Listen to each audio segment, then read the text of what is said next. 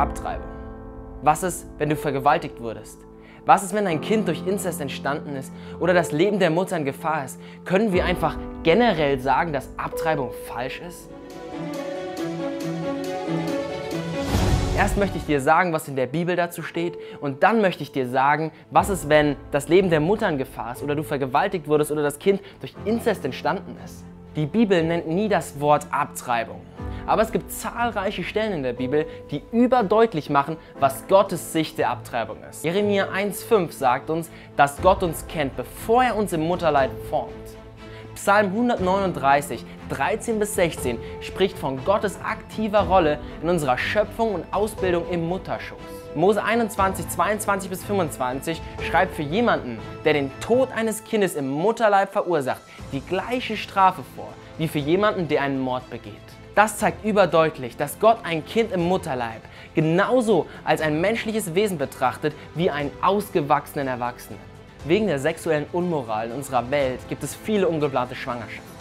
Als die moderne Kultur beschlossen hat, Sexualität und Moral voneinander zu trennen, haben sich die Probleme verschärft. Gott hat solch eine Trennung nie beabsichtigt. Er schuf Sex für eine Ehebeziehung und dafür, dass in dieser Ehe Kinder willkommen geheißen werden sollten, unabhängig davon, ob sie geplant sind oder eine Überraschung für die Eltern sind. 1. Mose 1, 23-24 im Psalm 127,3. Die Bibel ist klar, dass jeder Mensch einen inneren Wert hat. Einfach weil jeder Mensch eine einzigartige Schöpfung Gottes ist. Es mag zufällige Eltern geben, aber es mag keine zufälligen Kinder geben. Psalm 139. Kurze Statistik hier. Bei verheirateten Frauen enden 4% aller Schwangerschaften in Abtreibung.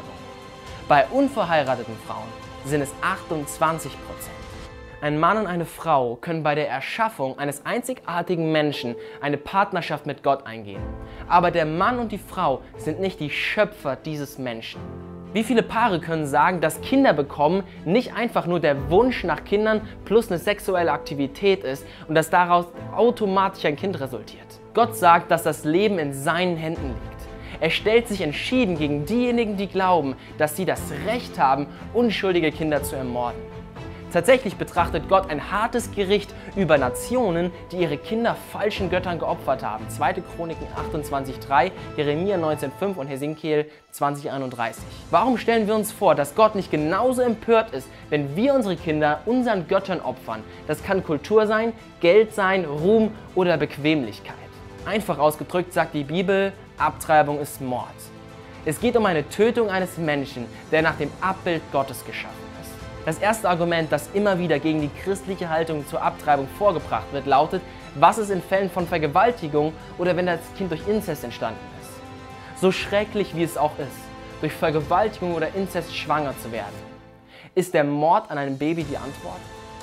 2 Unrechte ergeben noch kein Recht. Das Kind, das das Ereignis einer Vergewaltigung ist, könnte zur Adoption in eine liebevolle Familie gegeben werden, die sonst vielleicht nicht in der Lage wäre, Kinder zu bekommen.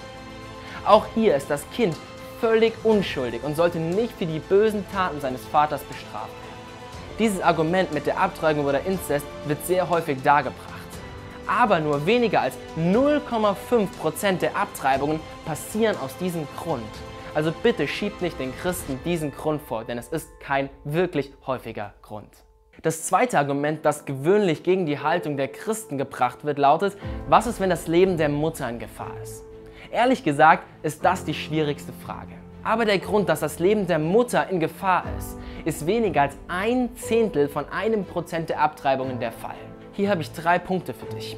Erstens ist es hier wichtig zu wissen, dass der Grund, dass das Leben der Mutter in Gefahr ist, weniger als 1/10 von 1% der Abtreibungen, die weltweit vorgenommen werden, der Fall ist. Zweitens erinnern wir uns daran, dass Gott ein Gott der Wunder ist. Er kann das Leben einer Mutter und sogar ihres Kindes bewahren, auch wenn alle medizinischen Schwierigkeiten dagegen sprechen. Und drittens, selbst bei einem 1/10 von 1% der Abtreibungen, die vorgenommen werden, um das Leben der Mutter zu retten, ist in der überwiegenden Mehrheit dieser Fälle eine frühe Geburt des Kindes oder ein Kaiserschnitt notwendig, aber keine Abtreibung. Diese frühe Geburt kann zum Tod des Kindes führen, ja. Aber es ist äußerst selten, dass ein Baby aktiv abgetrieben werden muss. Einige Ärzte sagen, dass ein Schwangerschaftsabbruch niemals medizinisch notwendig ist, um das Leben der Mutter zu retten.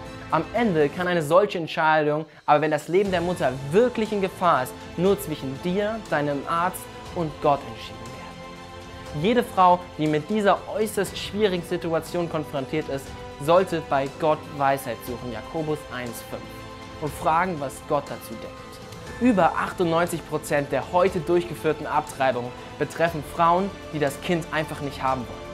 Weniger als 2% der Abtreibungen erfolgen aus Gründen der Vergewaltigung, des Inzest oder weil das Leben der Mutter in Gefahr ist. Selbst in diesen schwierigen 2% der Fällen sollte ein Schwangerschaftsabbruch niemals die erste Option sein. Das Leben eines Menschen im Mutterleib ist jede Anstrengung wert, damit das Kind geboren werden kann.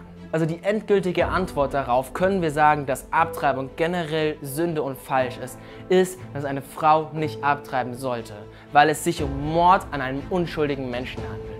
Gottes Gebot gegen Mord können wir in den 10 Geboten nachlesen, in 1. Moses 9, 5-6. Diese 10 Gebote sind eine universelle Verordnung für die ganze Menschheit.